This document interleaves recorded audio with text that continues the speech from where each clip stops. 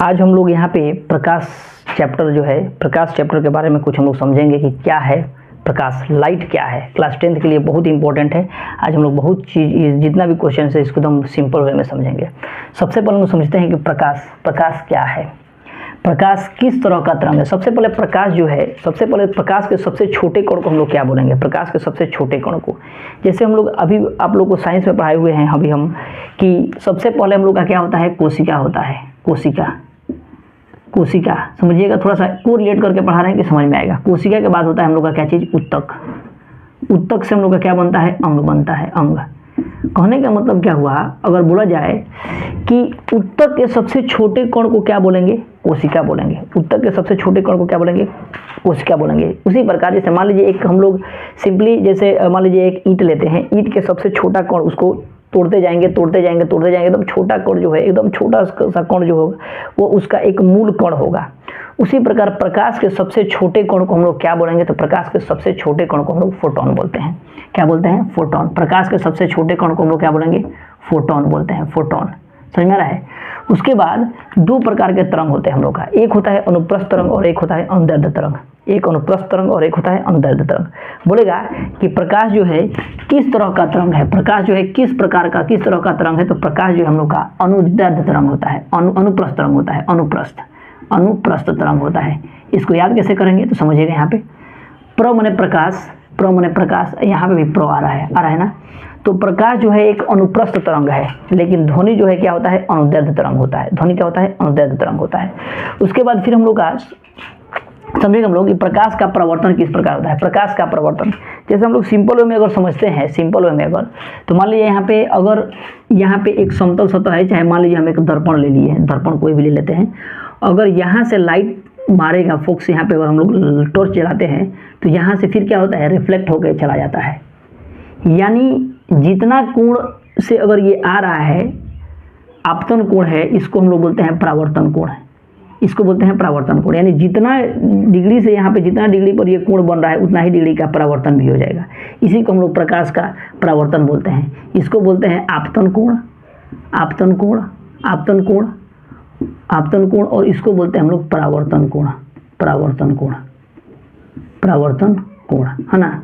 यानी जो हम लोग का प्रकाश, जो हम लोग का लाइट हम लोग डाल रहे हैं उसको बोलते हैं आपतन, यानी आ रहा है। अब परावर्तन यानी जा रहा है, जितना एंगल से बन रहा है उतना ही एंगल से जाता है, उसको प्रकाश का परावर्तन कहते हैं, है ना। उसको प्रकाश का परावर्तन, इसी को sine I by sine R बोलते हैं हम लोग, sine I by sine R, sine I बटा साइन आर बोलते हैं हम लोग, sine I by sine R बोलते हैं हम लोग। समझ में रहा है। फिर हम लोग का एक आता है प्रकाश का अपवर्तन। प्रकाश का अपवर्तन क्या होता है, प्रकाश का अपवर्तन तो हम लोग समझ गए कैसे होता है। अब प्रकाश का अपवर्तन समझेंगे, बहुत इंपॉर्टेंट चैप्टर ये टॉपिक है, प्रकाश का अपवर्तन। प्रकाश का अपवर्तन क्या होता है कि जब प्रकाश एक माध्यम से दूसरे माध्यम में जाता है, तो दूसरे माध्यम में जाते समय उसके दिशा में परिवर्तन हो जाता है, इसे प्रकाश का अपवर्तन कहते हैं। यानी कहने का मतलब क्या हुआ कि जब प्रकाश एक माध्यम से दूसरे माध्यम में जाता है, तो दूसरे माध्यम में जाते समय उसके दिशा में परिवर्तन हो जाता है, इसे प्रकाश का अपवर्तन कहते हैं। जैसे कहने का मतलब, आप ट्राई किए होंगे, आप लोग प्रयास किए, आप देखे होंगे, आप अगर नहीं किए होंगे तो प्रयास करिएगा कि यहाँ पे एक बाल्टी ले लीजिएगा, बाल्टी एक बड़ा सा ले लीजिएगा, है ना। अब बाल्टी लेके इसमें, है ना, बाल्टी लेके इसमें एक छड़ डाल दीजिएगा, इसमें एक छड़ डाल दीजिएगा।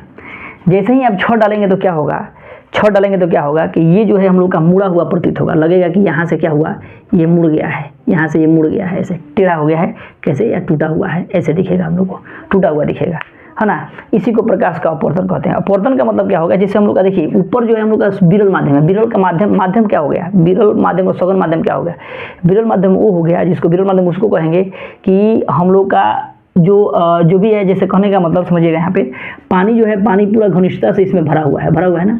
तो पानी जब भरा हुआ तो ये क्या हो गया, विरल माध्यम हो। लेकिन हवा में हम लोग आसानी से जा सकते हैं, आ सकते हैं, लेकिन पानी में इधर आने जाने में थोड़ा सा दिक्कत होगा ना, तो इसका घनत्व तो जो है ज़्यादा होगा, यानी सघन माध्यम हो गया। सघन माने घनिष्ठता, और विरल माने कुछ भी नहीं है, उसको क्या बोलेंगे, विरल माध्यम। तो ये विरल माध्यम में जो हो गया हम लोग का, विरल माध्यम जो हो गया, विरल माध्यम से सघन माध्यम में आता है, तो क्या होता है, उसके दिशा में परिवर्तन हो जाता है, इसे प्रकाश का क्या बोलते हैं, अपवर्तन बोलते हैं, प्रकाश का अपवर्तन।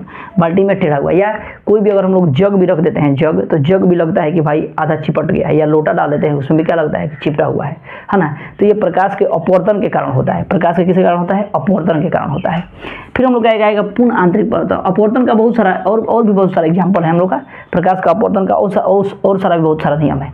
ये हो गया मुड़ा हुआ। या मछली देखिए, कभी भी समुद्र में जो भी मछुआरा जो होता है और जो भाला से मारता है, वो क्या करता है कि मछली जहाँ पे रहती है ना, उससे लगता है कि मछली, देखिए मछली यहाँ पे रहती है लेकिन उठा हुआ प्रतीत होती है, उठा हुआ प्रतीत होता है कि ऊपर मछली है हम लोग का, है ना, ऊपर मछली है।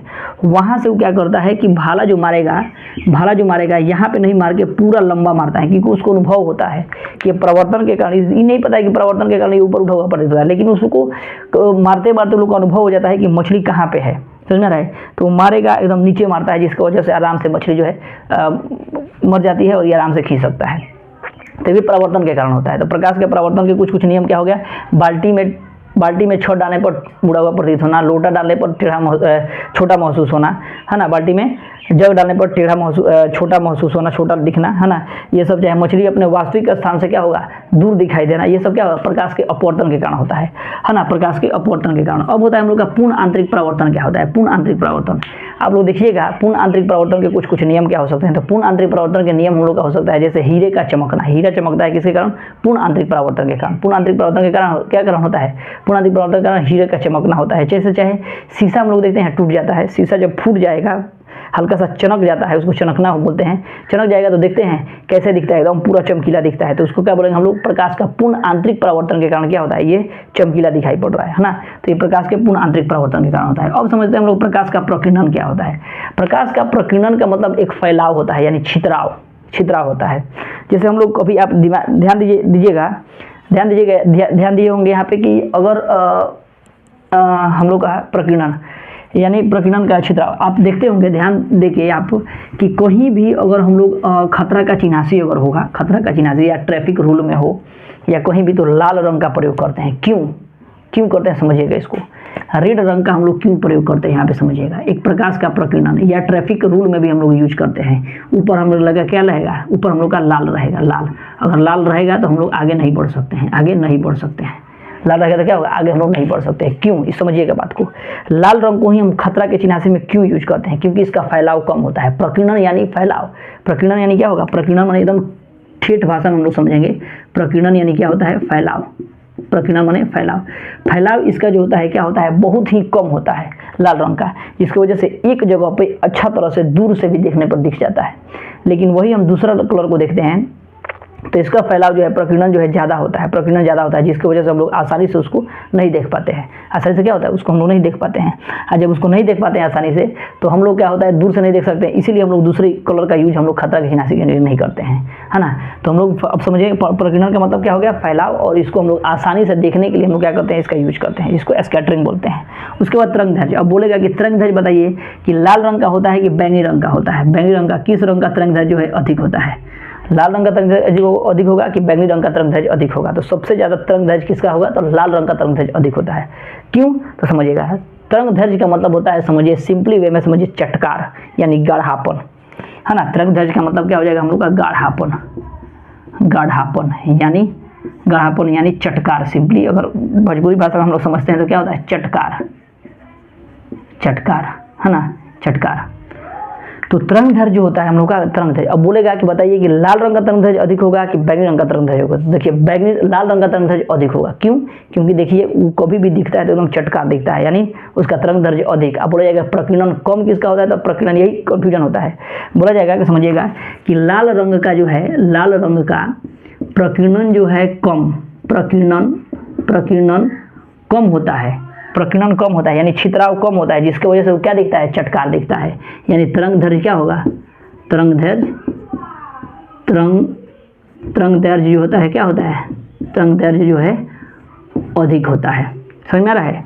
लाल रंग का प्रकीर्णन कम और तरंगदैर्घ्य अधिक होता है, यानी जिसकी वजह से चटकार दिखता है। प्रकीर्णन कम होगा यानी छितराव कम होगा, तो क्या होगा? छितराव कम होगा तो अधिक लाल रंग का दिखेगा, और ये तरंगदैर्घ्य अधिक होगा जिसकी वजह से क्या होगा? तरंगदैर्घ्य अधिक होगा जिसकी वजह से हम लोग को चटकार दिखेगा। समझ रहे हैं? तो ये जो है मेन कुछ टॉपिक था प्रकाश का, तो हम लोग आज समझेंगे और फिर इसी वीडियो में हम लोग फिर प्रयास करेंगे और कुछ एक्स्ट्रा देने के लिए नॉलेज की आप लोगों को पूरा बढ़िया से समझ में आ जाए। ठीक है, मिलते हैं नेक्स्ट वीडियो में, तब तक के लिए जय हिंद दोस्तों।